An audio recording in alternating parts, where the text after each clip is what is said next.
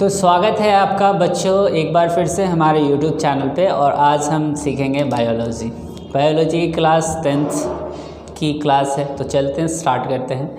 आज के क्लास में जानेंगे हम कुछ इम्पॉर्टेंट क्वेश्चंस के बारे में। सबसे पहले आज हम देखेंगे चैप्टर 1 बायोलॉजी का। चैप्टर 1 बायोलॉजी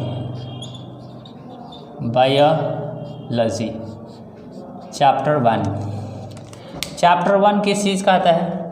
तो चैप्टर 1 में आता है जैव प्रक्रम। ये क्लास 10th की है बाबू। इसको इंग्लिश में कहते हैं लाइफ प्रोसेस।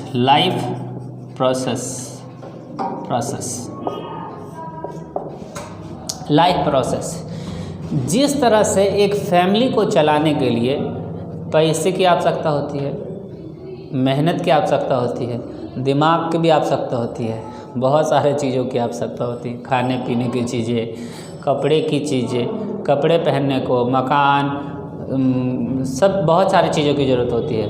ठीक उसी तरह से हमारे लाइफ को चलाने के लिए कुछ प्रोसेस की आवश्यकता होती है, उसको हम लाइफ प्रोसेस कहते हैं। जैसे कि एक मशीन को चलाने के लिए बहुत सारी चीज़ों की आवश्यकता होती है, आप जानते हैं। और ठीक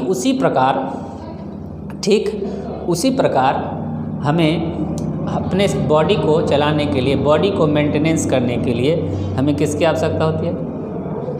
लाइफ प्रोसेस की आवश्यकता होती है। तो लाइफ प्रोसेस समझने से पहले हम यह समझते हैं दो टर्म को, एक सजीव टर्म, एक निर्जीव टर्म को, कि सजीव हम किसको मानेंगे और निर्जीव किसको मानेंगे।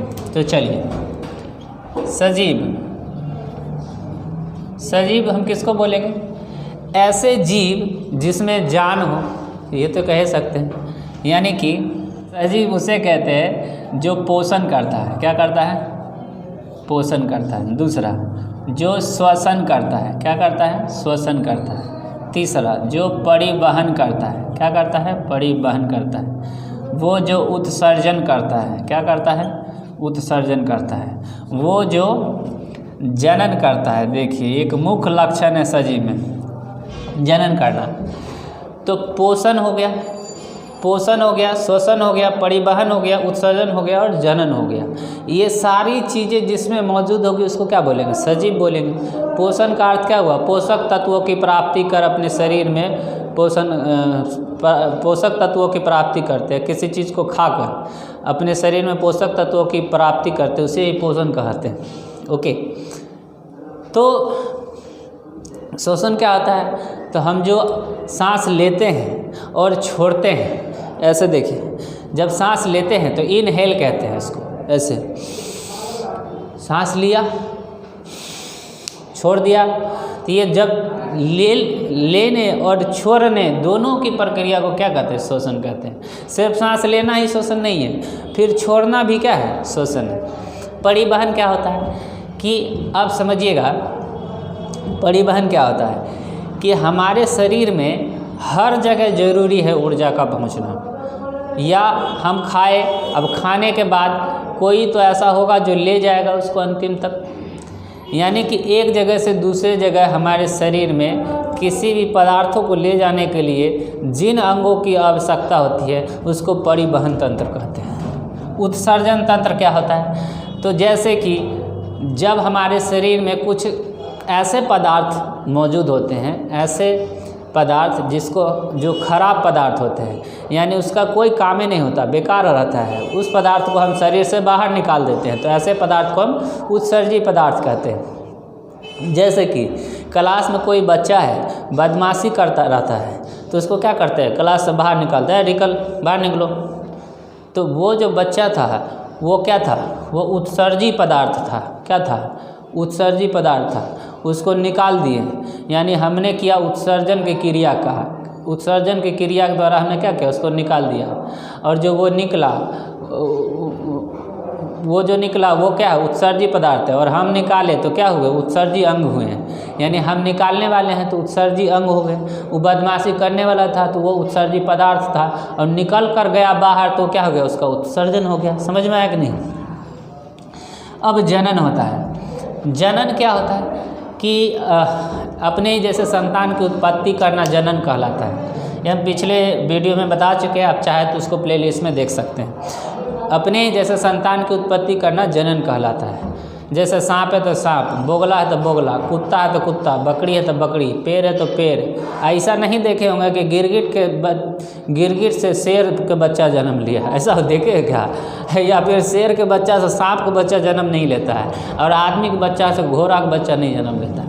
यानी कि जो जैसा दिखता है वैसा ही जन्म लेता है, इसलिए उसको क्या कहते हैं? जनन कहते हैं। तो जो सजीव होगा उसमें ये 4 चीज़ें होना जरूरी है। तो सबसे पहले देखेंगे आज पोषण। क्या देखेंगे? पोषण। पोषण 2 प्रकार का होता है। एक होता है स्वपोषण, स्वपोषण। दूसरा होता है परपोषण। क्या होता है? परपोषण। स्वपोषण और परपोषण। तो स्वपोषण जो होता है इसको कहते हैं ऑटोट्रॉप्स, यानी कि स्वयं जो खाना बनाता है, स्वयं खाना बनाता है, स्वयं खाना बनाता है, उसको कहते हैं स्वपोषण। और या दूसरे पर निर्भर करता है, दूसरे पर निर्भर करता है। किस लिए? भोजन के लिए दूसरे पर निर्भर करता है। लीजिए, दूसरे पर निर्भर करता है। तो वैसे जीव जो भोजन के लिए, खाद्य पदार्थ के लिए, खाने के लिए दूसरे पर निर्भर करते हैं, वैसे जीव को परपोषी कहा जाता है। समझ में आएगा नहीं? स्वपोषण वैसे जीवों में होता है जो खुद से भोजन बना लेते हैं, जैसे कि पेड़ पौधे जो होते हैं सबसे बड़े स्वपोषी हैं। इसको किसी चीज़ का, किसी व्यक्ति की जरूरत नहीं होता है खाना बनाने के लिए। और जो परपोषी होते हैं वो दूसरा का इंतजार करते रहता है, कोढ़िया जैसे बैठ के खाना बना के देगा तो खा लेंगे। ऐसा थोड़े है। देखिए, ये पेड़ पौधे जो होते हैं ये स्वपोषी होते हैं। अब परपोषी में क्या? हम लोग, मानव लोग क्या है? परपोषी है। कहिएगा हम लोग भी तो आप ही अपने से खाना बनाते हैं। अरे खाना बनाते हैं, पकाते हैं। खाना क्या करते हैं? पकाते हैं। ये खुद बना लेता अपने से। हम तो सामान लेकर आते हैं, उसको पका लेते हैं। समझ में आया कि नहीं? लेकिन बनाने का काम कौन करता है? ये खुद करता है, पौधे खुद करता है। पूछ देगा कि स्वपोषी कौन है? स्वपोषी कौन है? तो ये हरे पौधे हैं। पेड़ पौधे क्या होते हैं? स्वपोषी होते हैं। बाकी जो होते हैं परपोषी जो होते हैं 3 प्रकार का होता है। एक होता है मृत जीवी पोषण होता है। दूसरा होता है, देखिए, स्वपोषण जो होता है एक ही तरह का होता है, अपने खाना बनाएगा, उसको किसी की ज़रूरत नहीं है। लेकिन परपोषी 3 प्रकार का होता है। एक मृतजीवी पोषण, एक परजीवी पोषण, एक प्राणी संपोषण होता है। एक मृतजीवी होता है, एक परजीवी होता है, एक प्राणी संपोषण होता है। खैर, अभी उस पर आपको नहीं ध्यान देना है। आज हम पढ़ेंगे स्वपोषी के बारे में। स्वपोषी हमने किसको बताया? तो प्लांट को। पेड़ पौधे ही ऐसे हैं जो स्वपोषी होते हैं, बाकी सब तो दूसरे पर डिपेंड करता है। आओ खाना बनाओ, हम खाएंगे, ऐसा कुछ होता है। तो चलिए स्वपोषी को हम देखते हैं, यानी पेड़ पौधे को। पेड़ पौधों में भोजन कैसे बनता है? हमें 2 चीज़ इसमें पढ़ना है। पोषण में 2 चीज़ें पढ़ना है। एक तो पेड़ पौधों में कैसे बनता है, दूसरा मनुष्य में पोषण कैसे होता है, दूसरा मनुष्य में कैसे होता है। मनुष्य जो है परजीवी है, मनुष्य दूसरे पर डिपेंड करता है खाना खाने के लिए, खाद्य पदार्थ के लिए, इसलिए इसको परजीवी कहते हैं। तो पेड़ पौधों में पहले देख लेंगे खाना कैसे बनता है, फिर देख लेंगे मनुष्य में कैसे बनता है, हमारा पोषण खत्म हो जाएगा। तो मेनली हमें क्या पढ़ना? पोषण पढ़ना। पोषण किस में पढ़ना? तो एक तो पेड़ पौधे में पढ़ना है, दूसरा पढ़ना मनुष्य में पोषण। ये दोनों पढ़ लिया, पोषण खत्म। फिर हम पढ़ेंगे श्वसन। तो पहले पोषण पढ़ लेते हैं। तो पेड़ पौधों में कैसे भोजन बनाया जाता है? पेड़ पौधों में जिस प्रक्रिया द्वारा भोजन बनाया जाता है उसको कहते हैं प्रकाश संश्लेषण। प्रकाश संश्लेषण क्या कहते हैं? प्रकाश संश्लेषण। अंग्रेजी में कहते हैं फोटोसिंथेसिस। Photosynthesis, synthesis. देखिए, सिंथेसिस का अर्थ होता है बनाना, संश्लेषण का अर्थ किसी भी चीज़ को बनाना होता है। तो यहाँ प्रकाश के द्वारा बना रहा है। प्रकाश के द्वारा क्या कर रहा है? बना रहा है। तो प्रकाश की उपस्थिति में अगर भोजन बनाता है तो उसको प्रकाश संश्लेषण कहा जाता है। कहता है कि पौधे जिस प्रक्रिया से अपना भोजन बनाते हैं उसको प्रकाश संश्लेषण कहा जाता है। तो इसके लिए क्या करते हैं? तो इसके लिए वातावरण से क्या लेता है? कार्बन डाइऑक्साइड ले लेता है। कौन? पेड़ पौधा। वातावरण में कार्बन डाइऑक्साइड है कि नहीं? 0.03% है। कितना है? 0.03% वातावरण में कार्बन डाइऑक्साइड प्लस जड़ से क्या लेगा? जल ले लेगा। जड़ से क्या ले लेगा? जल ले लेगा। तो यहाँ देखिए कार्बन डाइऑक्साइड 6 गो लेगा, जल क्या गो लेगा? 12 गो। 12 गो जल ले लेगा। 12 गो अच्छा से लिख देते हैं, लो 12 गो जल ले लेगा और 6 गो कार्बन डाइऑक्साइड ले लेगा। अरे कार्बन डाइऑक्साइड ज़्यादा नहीं पचने वाला चीज़ है, खराब चीज़ है तो कम लेगा। जल अच्छा चीज़ है, ज़्यादा ले लेगा तो 6 गो ही 12 गो ही ले लेगा। और क्या लेगा? सनलाइट यानी सूर्य का प्रकाश, सूर्य का प्रकाश ले लेगा। और क्या लेगा? क्लोरोफिल। क्लोरोफिल लेगा ही नहीं, ये इसके पास अपने रख ले है पैक करके, बताएंगे कहाँ रखे हुए। तो देखिए सूर्य का प्रकाश और क्लोरोफिल ये दोनों की मदद से, और इधर ले लिया है कार्बन डाइऑक्साइड और जल, ये दोनों की मदद से ये बना देता कार्बोहाइड्रेट C6H12O6, यानी कि इसको कहते हैं ग्लूकोज। ग्लूकोज और इसी को कहते हैं कार्बोहाइड्रेट। कार्बोहाइड्रेट कौन हाइड्रेट? कार्बोहाइड्रेट। अब प्लस हम लोग को क्या देता है? हम लोग को देता है ऑक्सीजन। क्या देता है? ऑक्सीजन लेते जो है यही देता है, प्लस H2O। क्या? H2O। तो देखिए इसमें 6 लगा दीजिए, इसमें भी 6 लगा दीजिए, हो गया बराबर। हो गया कि नहीं हो गया? देख लीजिए हो गया बराबर। चलिए ये हम बैलेंस्ड कर दिए। तो हमने यहाँ देखा कि यहाँ कार्बन डाइऑक्साइड और जल, कार्बन डाइऑक्साइड और जल। वातावरण से क्या लेगा? Carbon dioxide. जितना वातावरण में कार्बन डाइऑक्साइड उससे ले लेगा, आ जाओ आ जाओ आ जाओ, कहेगा आ जाओ, ले लिया। और नीचे जल है, मिट्टी के अंदर क्या है? जल है। वो जल को क्या कहेगा? जड़ ले लेता है। एगो पाइपवा लगा होता है अंदर, अंदर पाइप लगा होता है, उसमें क्या करता है? उस पाइप को कहते हैं जाइलम। जाइलम क्या करता है? जल का परिवहन करता है। जल तथा खनिज लवण का परिवहन किसके द्वारा होता है? वही पत्थर का पाइप जो है जाइलम, उसी के द्वारा होता है। देखिए इसका ही खाना बन गया, इसके खाना को क्या कहे? कार्बोहाइड्रेट। इसके खाना को क्या बोले? कार्बोहाइड्रेट। और ये हमको दे दिया, हमको मतलब सबको दिया, मानव सबको कितना? ऑक्सीजन दे दिया।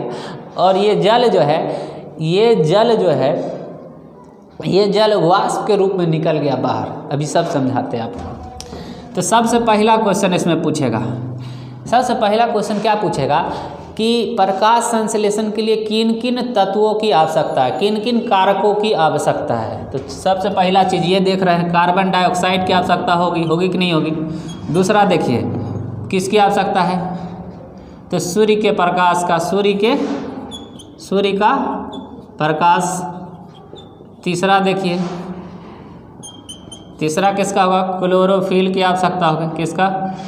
क्लोरोफिल की आवश्यकता होगी। चौथा किसकी आवश्यकता होगी?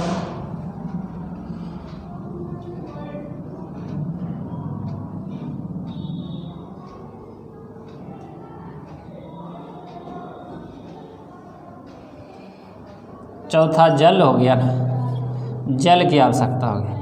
ये 4 चीज़ों की आवश्यकता है। सूर्य का प्रकाश, देखिए यहाँ पर कार्बन डाइऑक्साइड, जल, सूर्य का प्रकाश, क्लोरोफिल, ये सारी चीज़ें तो ज़रूरत है ना, ज़रूरत है कि नहीं?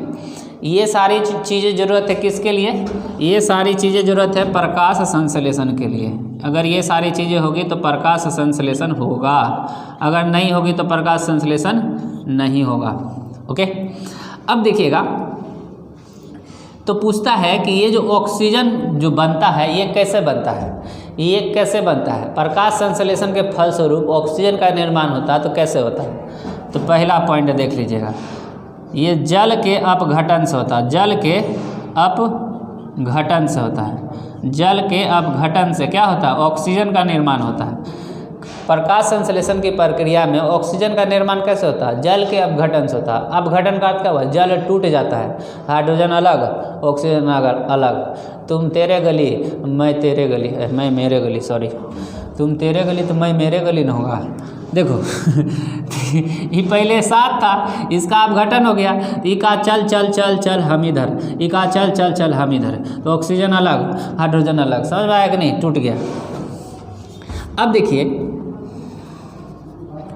दूसरा कहता है कि कार्बन डाइऑक्साइड कैसे बनता है, तो ये अपचयन के द्वारा बनता है।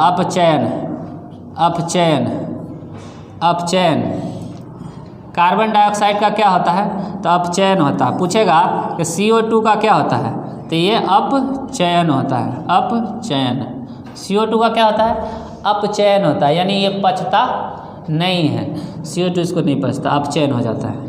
तीसरा देखिए कि ये जल जो है, ये जल कैसे निकालता है, तो ये जल कैसे निकालता है, तो ये जल जो है रंध्रों के द्वारा निकालता है। जल किसके द्वारा निकालता है, रंध्र या स्टोमेटा कहते हैं इसको, स्टोमेटा इंग्लिश में कहते हैं स्टोमेटा, रंध्र या स्टोमेटा के द्वारा। देखिए अब आप अच्छे से समझिए, ये मान लीजिए कि ये जो है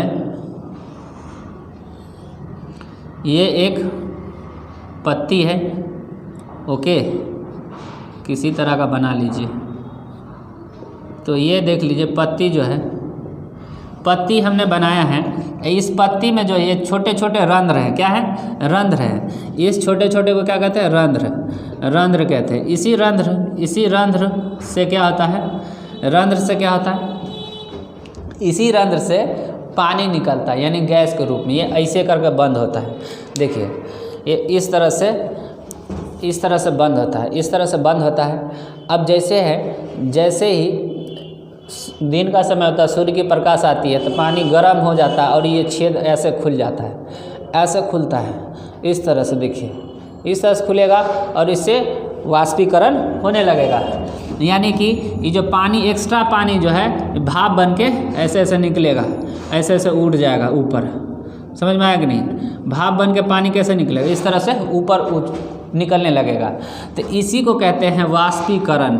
क्या कहते हैं, वाष्पीकरण। यानी कि पानी का भाप बन के निकलना रंध्र के द्वारा, उसको क्या कहते हैं, वाष्पीकरण। वाष्पीकरण कहते हैं। किसके द्वारा निकलता है, रंध्र के द्वारा निकलता है। किसके द्वारा, रंध्र के द्वारा, रंध्र या स्टोमेटा के द्वारा।